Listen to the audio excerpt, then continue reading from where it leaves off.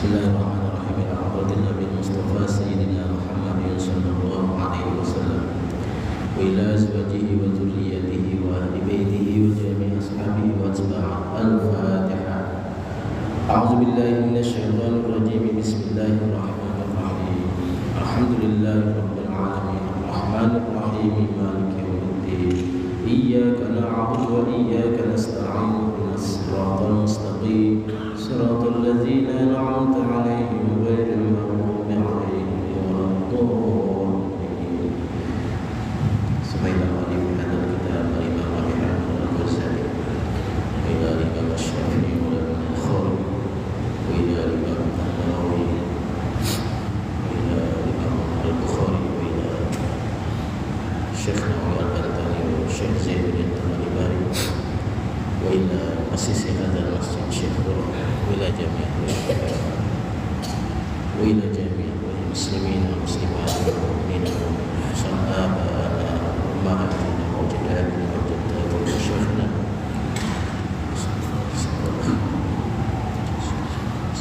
الفاتحة. أعوذ بالله من الشيطان الرجيم. بسم الله الرحمن الرحيم. الحمد لله رب العالمين الرحمن الرحيم مالك يوم الدين. إياك نعبد وإياك نستعين. اهدنا الصراط المستقيم صراط الذين أنعمت عليهم غير المغضوب عليهم ولا الضالين. ربنا اغفر لنا ولوالدينا آمين. بسم الله الرحمن الرحيم. قال المؤلف رحمه الله ونفعنا به وبعلومه آمين يا رب العالمين. ولا يكون متمتعا إلا بخمس شرائط. ولا يكون dan tidak ada seseorang mutamatti'an melaksanakan haji tamattu illa bi khamsi syara'it, kecuali dengan memenuhi 5 syarat.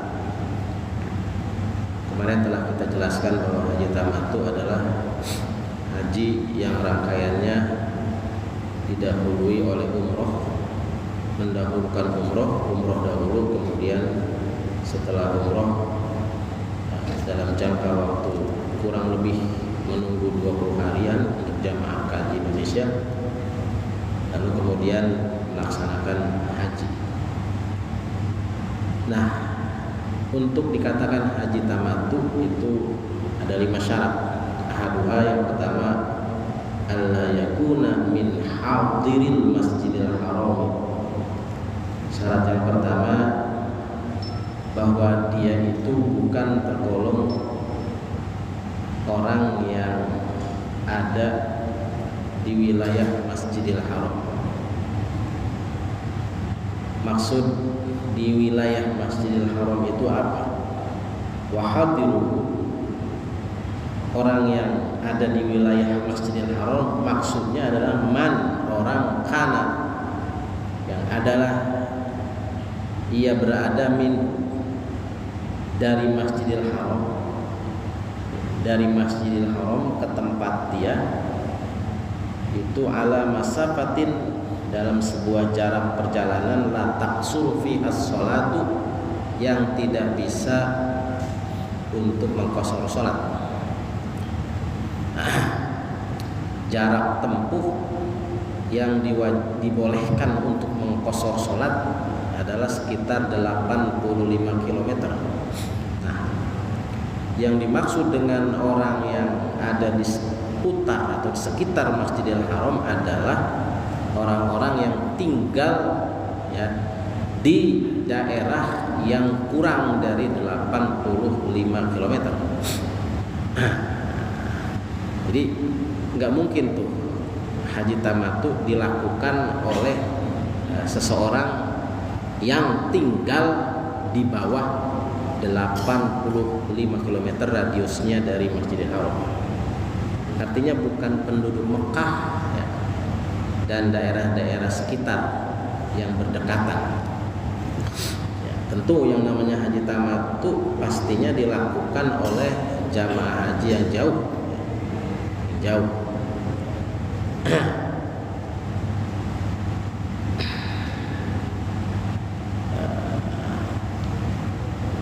Asani yang kedua, ayyuqaddimal umrata 'alal haji. Ayyuqaddima hendaknya seseorang mendahulukan al umrata umrah 'alal haji atas haji. Ya tentu haji tamattu itu tadi umrah dulu, lalu kemudian baru melaksanakan ibadah haji. As-salisu yang ketiga, antakuna umratuhu, hendaknya umrohnya ini fi ashhuril haji, pada bulan-bulan haji. Ya, umrohnya dilakukan pada bulan haji. Beda dengan haji haji ifrad ya. Kalau haji ifrad, nah itu kan haji dulu, dia melaksanakan manasik haji dulu ya. Berarti dari mulai tempat tinggalnya, kemudian wilayah Ar-Muzna, Arafah, Muzdalifah, Mina ya, kemudian balik ke Mekah untuk melaksanakan tawaf ifadah, lalu kemudian setelah itu sa'i. Nah, setelah selesai rangkaian ibadah haji, ya kan, di luar Ashurul Haji, ya kan, setelah rangkaian ibadah haji selesai, baru kemudian dia melaksanakan ibadah umroh. Nah, itu haji ifrad. Ya. Kalau haji tamattu tentu dilaksanakan umrohnya itu dilaksanakan di bulan haji, di bulan-bulan haji ya. Di bulan-bulan haji. Bulan haji juga Zulhijjahnya itu sampai tanggal 11, 12, 13, 14. Sononya mah bukan masuk Ashurul Haji karena hajinya udah selesai. Pertengahan ya, dari tanggal 1 sampai pertengahan bulan Zulhijjah. Kalau haji ifrad itu umrohnya karena dilaksanakan setelah haji, maka dia di luar daripada bulan haji, dalam pengertian di luar tanggal atau pertengahan 15 Zulhijjah besono. Nah, kemudian ar-rabi'u yang keempat, alla yarji'a ila miqatil haji. Ciri khas daripada haji tamattu adalah alla yarji'a, seseorang tidak balik ila miqatil haji, kepada miqat haji, kepada miqat haji. Jadi kan miqat haji ya, itu kalau sudah umroh itu tidak balik kepada miqat umroh semula, wala ila misli masafatihi, dan dia tidak balik kepada perjalanan seperti semula li ihramil haji, untuk ihram haji. Jadi setelah dia melaksanakan umroh ya, setelah umroh, kalau jamaah haji Indonesia, kalau gelombang yang pertama kan umroh ke Madinah dulu, dari Madinah ihram umrohnya di Bir Ali, kemudian ke Mekah melaksanakan umroh ya, menuntaskan umroh. Nah, setelah umrohnya tuntas, berarti umroh rukun, umroh rangkaian haji, umroh haji tamattu udah tuntas tuh. Nah, dia ketika mau melaksanakan ibadah haji nggak mungkin balik lagi ke Bir Ali, ya kan ya? Atau jamaah haji gelombang yang kedua, dia ngambil mikot umroh haji itu di Yalamlam, ya kan? Di Yalamlam. Nanti kalau jamaah haji gelombang kedua itu, dia akan disuruh untuk pakai pakaian ihram, bukan pakaian ihram sudah dari sejak di embarkasi ya. Dia nanti ketika sudah naik pesawat mendekati daripada Bandara Internasional Jeddah, di situ ada daerah, melintas daerah Yalamlam. Nah, di daerah Yalamlam itu nanti jamaah haji itu disuruh untuk ihram umroh karena mikotnya di situ. Ya. Lalu kemudian umroh lah dia di situ, umroh ihram lah dia di situ, ihram umroh. Lalu setelah itu dia langsung menuju Mekah, ya kan, untuk melaksanakan umroh rangkaian haji tamattu. Nah, setelah dia melaksanakan umroh tadi, nggak mungkin lagi dia balik lagi ke Yalamlam kan. Gitu. Dan juga dia tidak akan menelusuri hal yang sama dengan apa yang dia lakukan nanti, apa yang dia lakukan pada waktu umroh. Jadi mikotnya dari kota suci, dari Masjidil Haram. Al-khamisu yang kelima, ayyakuna hajjuhu wa umratuhu an syakhsin wahidin, hendaknya umroh dan hajinya itu bersumber dari satu orang. Ya pastinya begitulah. Masa umroh dan haji beda-beda orang. Gitu ya. Nah ini bisa terjadi sih pada orang badal haji. Kalau orang badal haji dalam kitab Ittihafis Sada Al-Mutakin bisa jadi saya membadalkan haji ya, karena saya misalnya orang misalnya sakit keras, dia nggak bisa untuk melaksanakan ibadah haji, dia sakit, akhirnya hajinya dibadalkan. Badalnya 2 orang. Si A, kamu badalin umroh saya ya, umroh rangkaian haji tamattu misalnya. Si B, ya kan, kamu badalin haji saya. Jadi rangkaian umroh dibadalkan ke si A, rangkaian haji dibadalkan ke si B. Ya, dalam konteks badal haji boleh-boleh aja. Tapi dalam konteks dia langsung yang berhaji, ya nggak mungkin dia menugaskan orang, hajinya dia, umrohnya orang lain, kan nggak mungkin begitu. Makanya umroh dan hajinya itu ya, bersumber dari yang bersangkutan. Faidza wajadat hadhil awsafu, maka apabila sifat-sifat ini ada, kana mutamatti'an, apabila syarat 4 atau syarat 5 syarat tadi ada, apabila 5 syarat tadi ada, kana mutamatti'an, sudah pasti dia adalah hajinya haji tamattu. Kalau haji tamattu walazimahu damu syatin, dia wajib untuk menyembelih, menunaikan dam, yaitu menyembelih seekor kambing atau domba. Jadi karena haji tamattu itu haji yang cukup nyantai, ya, haji yang cukup enak gitu dibandingkan dengan haji ifrad. Kalau haji ifrad kan dia haji dulu baru kemudian umroh. Ya, jadi pakaian ihramnya yang dipakai itu cukup lama. Haji dulu ya, baru kemudian dia umroh. Nah kalau haji tamattu itu gampang ya. Umroh dulu ya, umroh paling juga ya, rangkaian 1 hari selesai. Setelah umroh ya kan, kemudian dia melepaskan pakaian-pakaian umroh, dia nyantai dulu sebelum tanggal 8 hajian ya, 8-an haji. Nah jadi ada waktu berapa puluh hari itu ya, dia tinggal di mana, di Masjidil Haram. Nyantai. Makanya untuk haji tamattu yang nyantai tadi itu dikenakan dam, yaitu menyembelih seekor kambing. Kalau enggak mampu, fa'ilam yajid, kalau enggak ada, atau enggak mampu, fasyamu salasati ayamin fil haji, maka damnya adalah, kumannya adalah dia puasa 3 hari fil haji di kota suci. Puasa di kota suci, tapi puasanya itu qabla yaumin nahri, sebelum hari Idul Adha, yaitu sebelum tanggal 10 Zulhijjah. Karena dia terkena dam haji tamattu, dia tidak mampu untuk menyembelih seekor kambing, maka dia puasa. Nah puasanya itu disyaratkan sebelum tanggal 10 Zulhijjah. Kalau sudah tanggal 10 Zulhijjah, ya berarti batas puasanya sudah di luar waktu.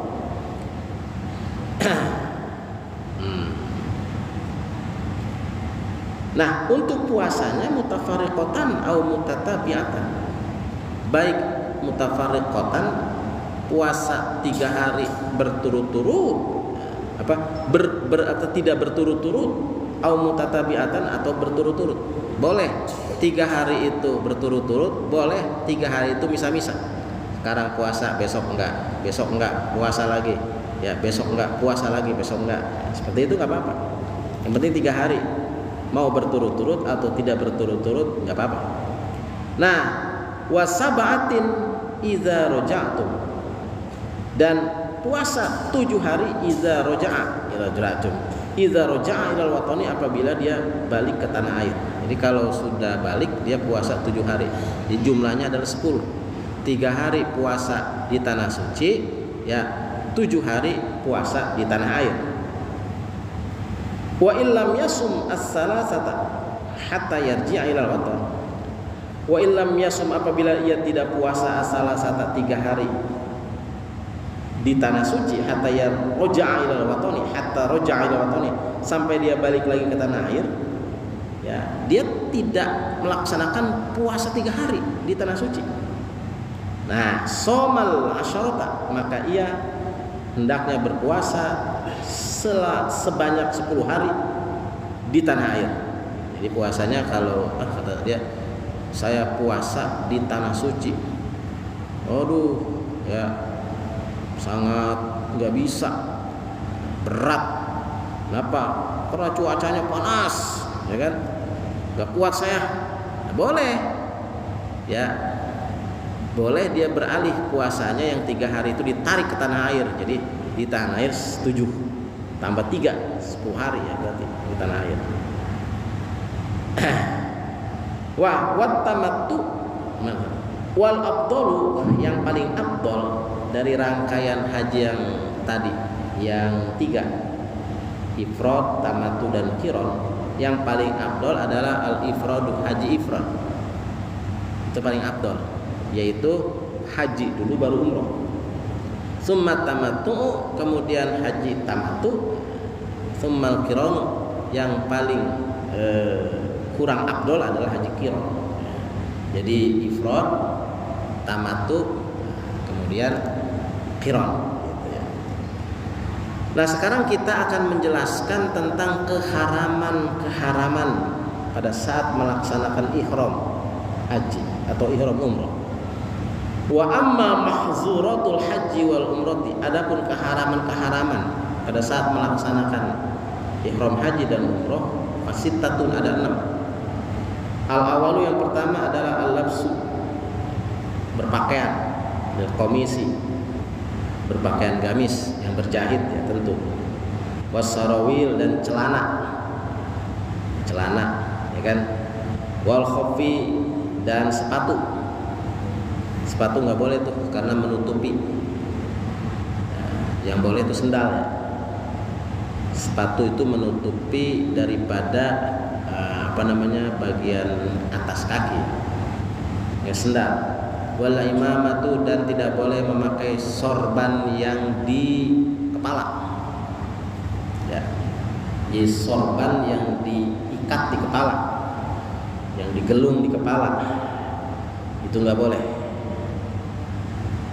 Bal yang bagi, bahkan seyogianya seseorang ketika ihram ayal bisa memakai izaron, kain, ya, waridaan, dan selendang. Jadi pakaian untuk ihram itu adalah kain ya, buat ini bagian bawah ya, di kain gitu ya, kain yang tidak berjahit warna putih, lalu kemudian diselendangkan, ya, kainnya dua lapis, yang satu untuk ini selendang, yang satu untuk dipakai ya, buat menutupi aurat gitu.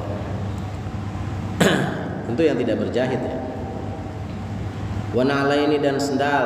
Fa illam yajid na'alaini, kalau enggak ada sendal, fama kabaini, ya enggak apa-apa pakai slop juga ya. Sendal yang slop gitu ya.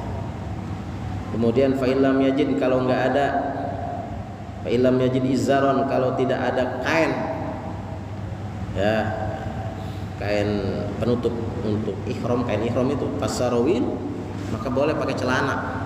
Ya kalau nggak ada sih, zaman sekarang apa sih yang nggak ada, asal ada duitnya aja ya beres sudah urusannya. Kalau sama duit mah apa aja bisa dibeli kan. Bagaimana dengan menggunakan sabuk? Wala ba'sa, nggak apa-apa, bil min tokoti, menggunakan sabuk. Biasanya sabuk itu digunakan di pakaian ihram ya, supaya nggak merosot. Sebab kan pada waktu kita ihram itu itu kan kita nggak pakai sempak, nggak pakai apa kan, ya itu gunain sabuk dah supaya nggak merosot. Terus kalau merosot ya kelihatan tuh. Ya kan, kemaluan kita. Boleh pakai sabuk, boleh. Wal istizlalu, dan nggak apa-apa bernaung fil mahmali, di sebuah apa namanya, semacam tanduk ya. Kalau ada semacam onta ya, zaman dulu nih onta, lalu kemudian ada barang-barang, kemudian ada tempatnya yang gede gitu untuk mengemas barang-barang, ditaruh di atas onta.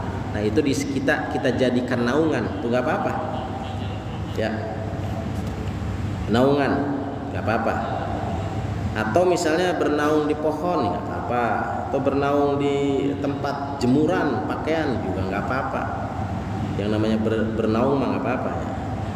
Asal nggak boleh bernaung dengan cara menaruh kain atau menaruh sorban di atas pala, atau menaruh sejadah di atas kepala, macam begini nih. Nggak boleh nih begini. Waktu ihram nggak boleh. Waktu ihram nggak boleh. Nggak boleh ada sesuatu yang melekat di atas kepala. Nggak boleh. Ya, sesuatu yang melekat di atas kepala tuh nggak boleh. Kayak peci ya kan, atau apa saja, kayak sorban yang diikat di kepala aja nggak boleh ya. Tapi kalau misalnya kita bernaung di atas, bernaung misalnya nggak apa-apa bernaung. Lakin layam bagi, kan tetapi tidak seyogianya ayyutiya ra'sahu, seorang menutupi kepalanya. Nggak boleh menutupi kepala, sekali lagi. Pakai topi, pakai peci, pakai songkok, dan pakai yang lain yang kira-kira menutupi kepala nggak boleh. Kenapa? Fa inna ihramahu fir ra'si. Karena kalau laki-laki itu ihramnya ada di kepala. Ya, jadi nggak boleh menaruh apapun di atas kepala. Walil mar'ati, dan untuk perempuan, mana tadi? Antal bisa, boleh perempuan mah kulla mukhayyatin. Kalau orang Arab mengatakan kulla makhitin, boleh perempuan mah memakai pakaian yang berjahit, boleh perempuan. Ba'da alla tastur wajah, setelah wajahnya itu tidak ditutup. Jadi yang terlarang dari perempuan itu ya hanya satu, wajahnya nggak boleh ditutupin. Ya, bima yumasuhu, dengan benda apa saja yang menyentuh wajah. Nggak boleh. Fa inna ihramaha fi wajhiha, karena ihramnya seorang perempuan ada pada wajahnya. Jadi kalau laki-laki nggak boleh melakukan apa saja yang nempel di kepala, kalau perempuan nggak boleh melakukan apa saja yang kira-kira nempel di wajah. Nggak boleh pakai cadar, nggak boleh. Ya kan? Makanya kalau seorang perempuan yang biasa bercadar kan nggak ketahuan wajahnya seperti apa. Nah, ketahuan cantiknya ya itu ketika mereka dilepas cadarnya pada saat ihram. Pada saat ihram umroh atau ihram haji, ya mereka baru ketahuan di situ kecantikannya. Kan orang-orang Arab selama ini kan, Saudi terutama, itu nggak pernah melepas cadar aja, pakai cadar aja kan. Ya kan seperti itu. Sama tradisi zaman dahulu juga cadar. Zaman Nabi juga. Ya, cadar. Nah, seorang perempuan baru kelihatan tuh wajahnya. Untuk mereka ya, bukan kita. Kalau kita mah tiap hari juga kelihatan ya kan. Nggak pernah bercadar kita mah. Karena sebenarnya tuh ya perempuan-perempuan yang ada di Indonesia itu melangkahi mazhab Syafi'i. Kalau mau setia kepada mazhab Syafi'i ini, kita mau setia kepada mazhab Syafi'i dalam hal apa saja, terutama dalam hal ibadah. Aurat perempuan dalam mazhab Syafi'i adalah jami'ul badan, semua badan. Ya, enggak ada pengecualiannya. Jadi perempuan-perempuan di Indonesia yang katanya mayoritas mazhab Syafi'i wajib bercadar kalau memang setia mengikuti mazhab Syafi'i. Bercadar semuanya. Lah itu wajahnya dibuka, bukan mazhab Syafi'i itu, mazhab Abu Hanifah. Gitu ya. Nah, kalau kalau wanita kita memang setia mazhab Syafi'i, harusnya bercadar semuanya. Membuka cadar berarti bukan mazhab Syafi'i. Kan begitu. Tapi repot juga ya. Situ ya. Makanya suatu ketika mazhab itu elastis mazhab itu.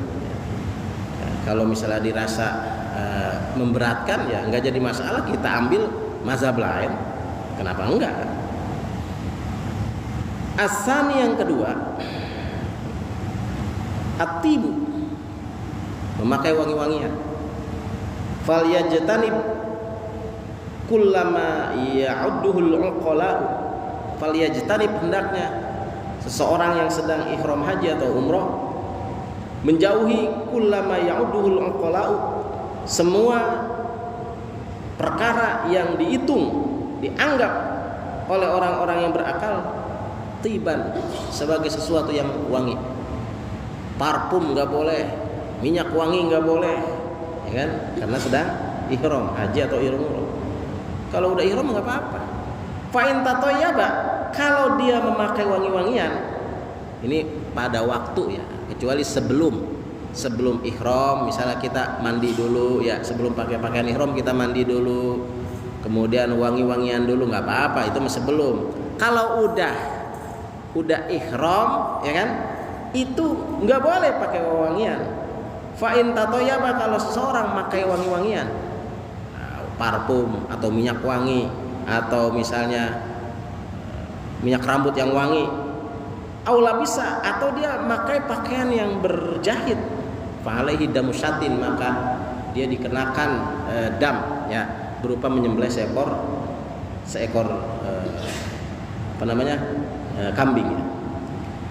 Asalisu yang ketiga, al-halqu, mencukur rambut, nggak boleh pada waktu kita lagi ihram.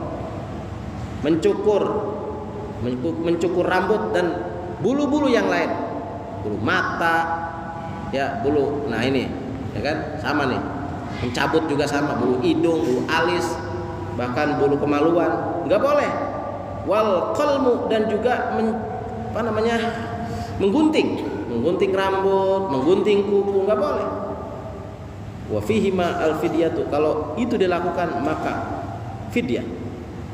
Ini maksudnya adalah damasyatin, dia harus terkena dam menyembelih seekor kambing. Bagaimana dengan memakai celak mata? Oh, wala ba'sa, nggak apa-apa. Bil kahli, pakai celak mata. Wa dukhulil hamami, masuk ke dalam kamar mandi untuk mandi, nggak apa-apa. Ya, asal jangan pakai sabun dah. Kalau sabun mah rada wangi. Mandinya mandi biasa aja meren. Gitu kan. Wal fasdu wal hijama, juga enggak boleh bekam ya, bekam enggak boleh. Enggak boleh. Maksudnya boleh ya? Boleh bekam. Bekam boleh, bekam. Wala ba'sa bil fasdi wal hijama, boleh ketika kita ihram itu berbekam, boleh. Kemudian watar jilis sya'ri, dan menyisir rambut ya, menyisir rambut nggak apa-apa, menyisir nggak apa ya, nggak boleh, itu adalah memakai minyak rambut. Ar-rabi'u yang keempat, larangan-larangan ihram adalah al-jima'u, bersetubuh. Waduh parah kalau bersetubuh mah ya. Wa huwa, bersetubuh ini mufsidun, bisa membatalkan haji. Qabla tahallul awali, kalau bersetubuhnya sebelum tahallul awal ya, itu bisa batal hajinya. Lagi di rangkaian Arafah, Muzdalifah dan Mina, belum melempar jumroh ya, dia udah nggak kuat, dia bersetubuh misalnya dengan istrinya, batal hajinya yang begitu mah. Di samping batal juga harus wa fihi badanatun au baqaratun, dia harus menyembelih seekor onta atau seekor sapi, au sab'i syahin atau 7 ekor kambing. Lumayan itu ya, udah batal hajinya. Tapi ada juga tambahan hukumannya ya. Apa tambahan hukumannya? Seekor onta, menyembelih seekor onta atau sapi atau 7 ekor kambing. Wa in kana ba'da tahallul, nah kalau bersetubuhnya setelah tahallul awal, yaitu setelah rangkaian melempar jumroh selesai, dia misalnya setelah itu selesai, udah tahallul awal ini, setubuh aja dah, misalnya bersenggama dengan istrinya, lazimahul badana, hajinya masa, tapi dia wajib untuk menyembelih seekor onta. Walam yufsid hajuhu, hajinya mah nggak fasid, hajinya mah nggak rusak, hajinya mah nggak batal. Jadi menyetubuhi istri apabila dilakukan sebelum tahallul awal, yaitu sebelum melempar jumroh, ya. Nah, itu kan tahallul awal, habis melempar jumroh kan kemudian tahallul awal tuh. Nah, sebelum itu dia melakukan persetubuhan dengan istrinya, misalnya orang-orang pada kemana, ya dia mah bersetubuh dengan istrinya di tenda, misalnya gitu ya, nggak ketahuan orang, mana aja gitu kan, saking ngebetnya dia misalnya.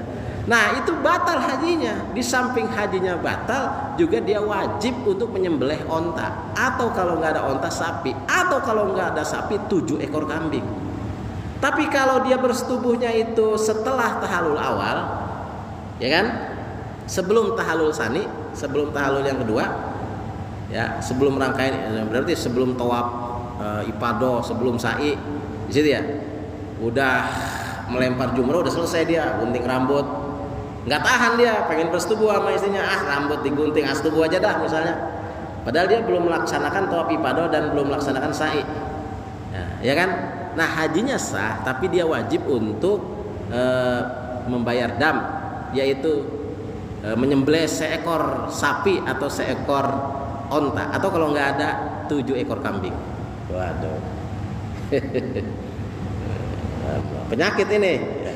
Nah kalau udah rangkaian haji selesai mah, misalnya tahallul awal udah selesai, tahallul tsani udah selesai, semuanya udah tawaf wada, ya kan, udah sa'i, udah selesai dah, itu masih kan itu mah mau bersetubuh kayak apa kayak kapan kayak terserah, di mana kayak kan, yang penting udah selesai rangkaian tahallul kedua. Al-khamisu, yang kelima, ya, dari rangkaian yang memang tidak boleh dilakukan pada saat ihram adalah muqaddamatul jima'i, ya, pemanasan setubuh. Ada pemanasan ya, al-qiblati, seperti mencium, wal mulamasati, atau bersentuhan, allati tanqudut tuhra ma'an nisa, yang membatalkan wudu ketika dengan perempuan, ya, fahuwa muhrimun, nggak boleh tuh, ya, berpeluk, bercium, ya kan, bercumbu dengan istri di tengah-tengah kita ihram. Wa fi syatun, kalau itu dilakukan, ya kan, sama istrinya udah ngepet, wah udah nggak apa-apa, kita ciuman aja dah, setubuh nggak bisa, udah kita ciuman aja dah, ya kan. Kalau itu dilakukan, maka dia harus mengeluarkan atau menyembelih 1 ekor kambing. Wa kadzalika fil istimna, begitupun ketika ihram, misalnya nggak kuat istimna. Istimna itu apa?